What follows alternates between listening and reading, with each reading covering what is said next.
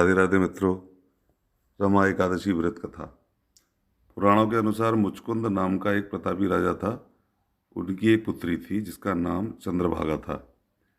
पिता मुचकुंद ने अपनी बेटी चंद्रभागा की शादी राजा चंद्रसेन के बेटे शोभन से करा दी।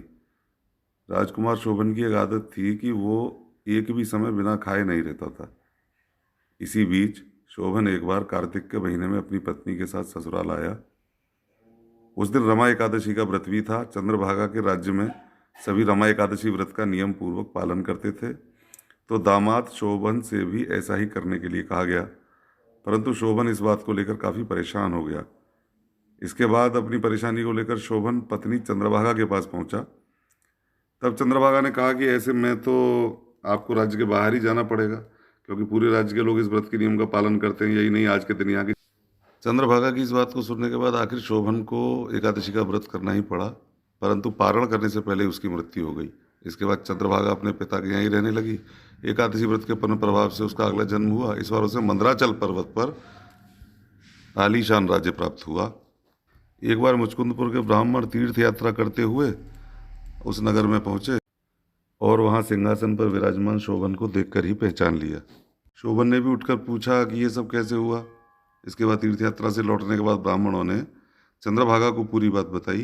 चंद्रभागा बेहद खुश हुई और पति के पास जाने के लिए व्याकुल हो गई। इसके बाद वह वाम ऋषि के आश्रम पहुंची, फिर मंदराचल पर्वत पर गई और पति शोभन के पास पहुंच गई। इस तरह एकादशी व्रतों के पुण्य प्रभाव से दोनों का फिर से मिलन हो गया। कहते हैं तभी से मान्यता है कि जो भी मनुष्य इस व्रत को रखता है वह ब्रह्म हत्या जैसे पाप से मुक्त हो जाता है, साथ ही उसकी सारी मनोकामनाएं भी पूरी हो जाती हैं। श्रीमन नारायण। राधे राधे।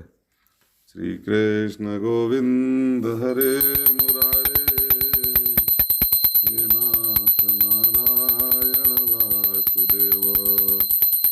श्री कृष्ण गोविंद हरे मुरारे, हे नाथ नारायण वासुदेव।